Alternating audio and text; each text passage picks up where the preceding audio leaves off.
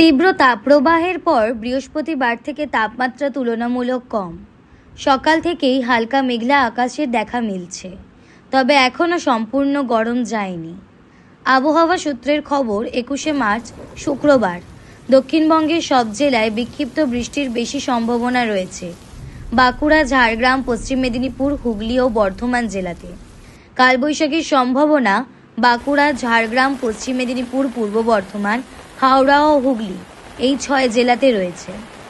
বলা হচ্ছে 7 কিলোমিটার গতিবেগে দমকা ঝড় এবং বজ্রবিদ্যুৎ সহ বৃষ্টি এবং শিলাবৃষ্টির সতর্কতা রয়েছে।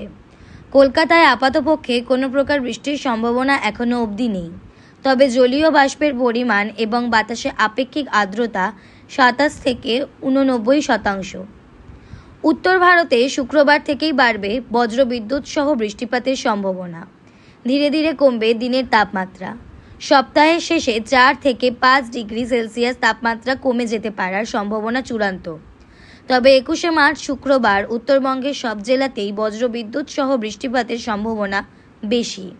উত্তরবঙ্গের জেলাগুলিতে 30 থেকে 40 কিলোমিটার বেগে দমকা ঝড় বইবে।